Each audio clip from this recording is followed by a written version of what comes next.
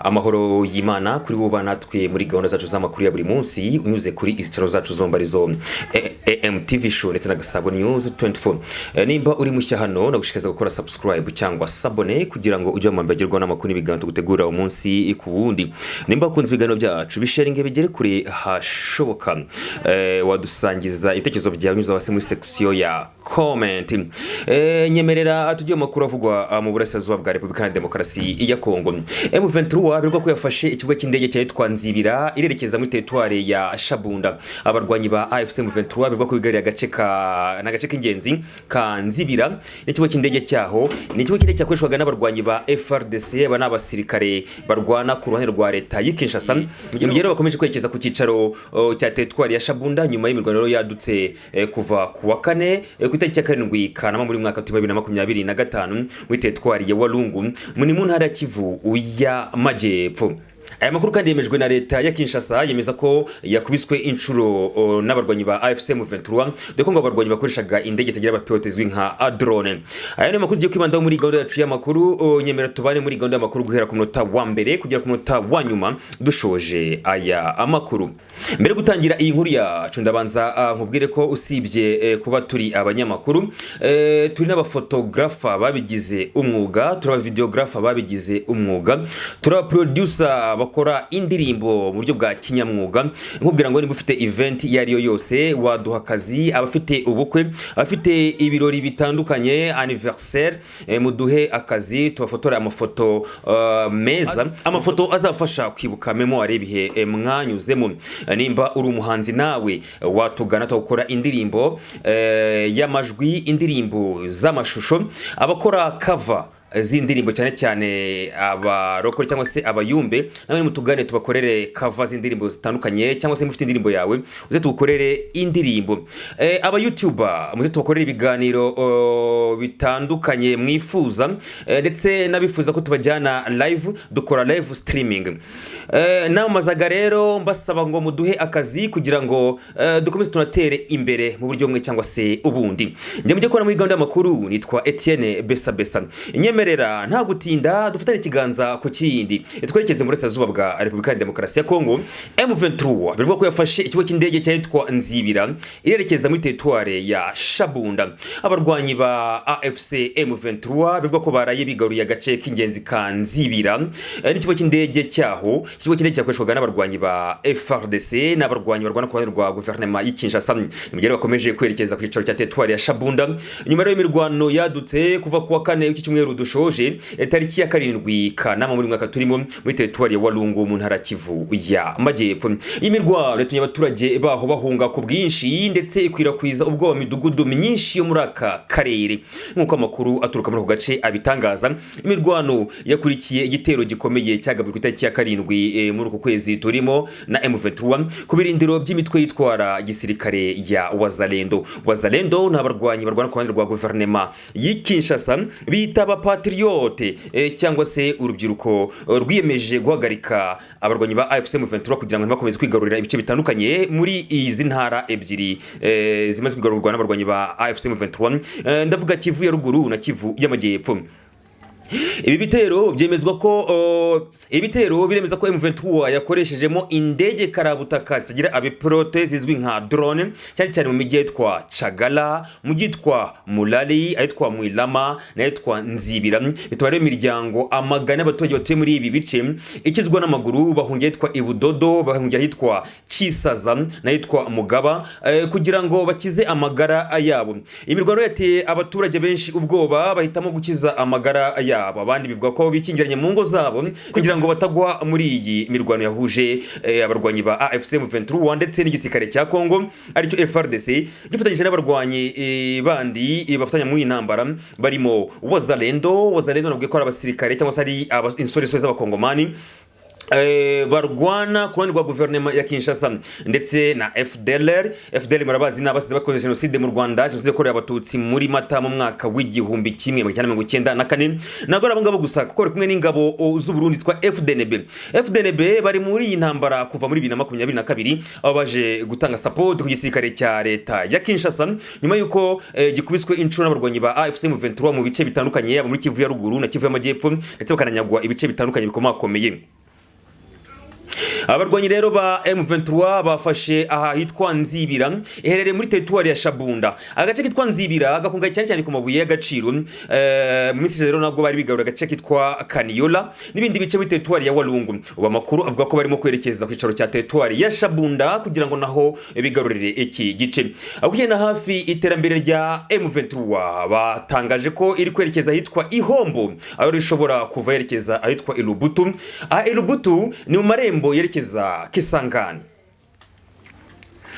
Muri iyi mirwano bivuga ko AFC M23 yitabaje indege z'intambara zigira abapilote zizwi nka drone akarizo zafashije abarwanyi kuba bakubita inshuro abarwanyi barwana ku ruhande rwa guverinoma ya Kinshasa ndetse akabatsinsura muri ibirindiro bari barimo. Bivuga ko rero ubu ngubu AFC M23 ari kugenzura iki gice kitwa Nzibira ndetse n'ikigo cy'indege cyo muri aka agace.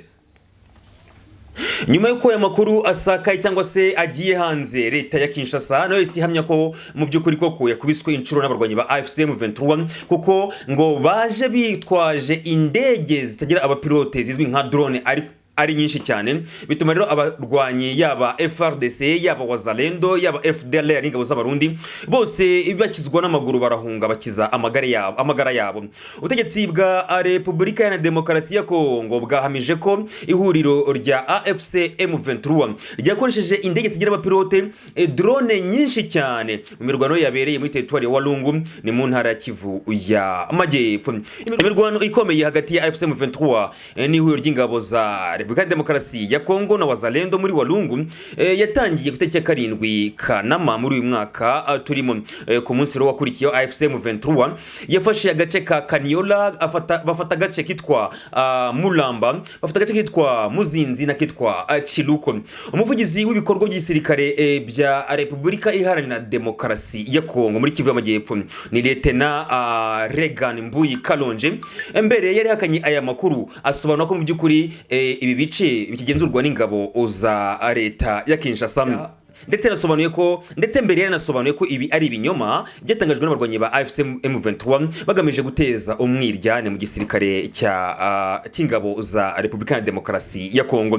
Lieutenant Mbuyi ukorera mu biro by'agateganyo muri Uvira yagize ati ingabo za leta zisabye abatuye mu misozi miremire n'imigufi muri Uvira, Fizi ndetse na Mwenga gukomeza kuzirikana ko hari umutekano ndetse ntibagire ubwoba kuko izi ngabo zigamije kurinda ubusugi bw'igihugu ndetse ko zitakihangana ko umwanzi yigarurira ibi bice.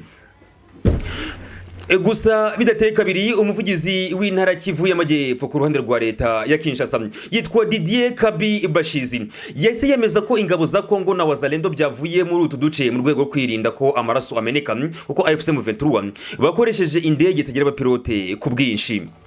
Mu kiganiro uyu muvugizi wa leta muri Kivu y'Amajyepfo Kabi yagiranye na radio mpuzamahanga y'Abafaransa RFI yasobanuye ko mu duce AFC M23 iri kugenzura harimo akitwa Muzinzi ndetse na Chiruko.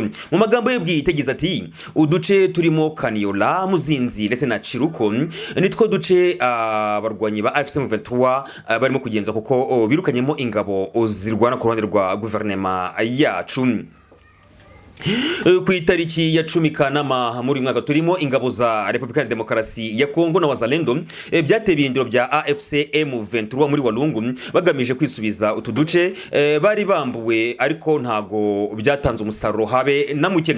Hari abaturage bahunze kubera gutinya ko bashobora kubura ubuzima bwabo cyangwa se bashobora kwicwa muri iyi mirwano bahungira mu bindi bice bitandukanye bituriye aka gace kaberagamo imirwano. Mu ntara ya Kivu y'Amajyaruguru cyane muri territoire ya Rucuro na Masisi naho hamaze iminsi habera imirwano ikomeye ya AFC M23 n'imitwe yitwaje intwaro irimo Wazalendo, irimo FDLR ndetse na Nyatura na CMC. hari amakuru avuga ku itariki ya 7 Kanama muri uyu mwaka AFC M23 yasabye abaturage kuva mu bice bimwe na bimwe byo muri groupement ya Butanda sheferi ya Bwito muri territoire ya Rucuru mu minsi 5 bamenyesha ko hashobora kubera imirwano ikomeye cyane. Abaturage ntago bajuyaje nyuma yuko basabwe n'abarwanyi ba AFC M23 kuva muri ibi bice. Abaturage barahunze bongeye mu bice bindi turanye n'aka gace bagamije gukiza amagara yabo. Mu kiganiro n'abanyamakuru cyabaye ku itariki ya 7 Kanama muri uyu mwaka turimo, umuyobozi wungirije wa AFC M23 yitwa Bertrand Bisimwa yagaragaje ko leta ya Kongo ibinyujije mu ngabo zayo za Wazalendo ikomeje gushotora abarwanyi babo mu birindiro byabo mu bice bitandukanye barimo bagenzura kugeza amagingo ya. Bertrand Bisimwa mu magambo yagize ati Kinshasa igomba guhagarika imikino. Turamutse dufashe icyemezo cyo gusubiza ibi bitero ntibiba bikwiye kuvugwa ko twarenze kwihagarikwa ry'imirwano. Kwihangana bigiraho bigarukira. Kinshasa nikomeza imikino tuzirwanaho kandi bazi uko dushobora kwirwanaho. Imirwano irakomeje hagati y'impande zombi.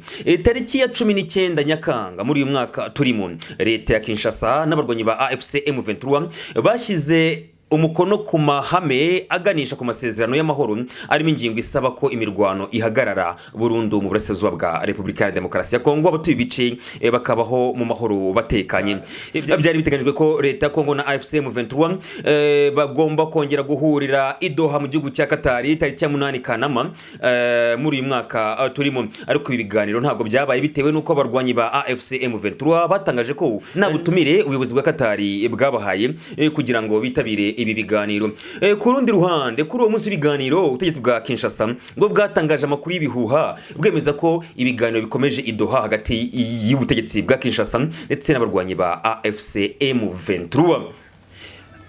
Haribazwa ikiri buze gukurikiraho nyuma yuko hagiye hasinywa amasezerano atandukanye, yaba amasezerano y'i Washington n'amasezerano y'i Doha, ariko mu byukuri impande zombi zikomeje kurwana. Gusa ku rundi ruhande abarwanyi ba AFC M23 bagiye bashinja kenshi cyane ko uruhande rwa leta ya Kinshasa cyangwa se uruhande rw'ingabo za leta ya Kinshasa aribo bagiye bagaba ibitero ku birindiro by'abarwanyi ibabo. Muri uko kwezi gusa nyuma ko yashyizwe umukono ku mahame aganisha ku mahoro yabereye i Doha, ubutegetsi bwa Kinshasa bushinjwa kuba bwaragabye ibitero bisaga 30 ku birindiro bitandukanye by'abarwanyi ba AFC M23 mu bice bitandukanye. Ingayo nguko uyu na musozo wacu waya makuru. Reka ngushime cyane ubana natwe muri gahunda zacu z'amakuru ya buri munsi unyuze kuri izi channel zacu zombarizo AMTV Show ndetse na Gasabo News 24. Amakuru nk'aya na kagaruka. Shalom.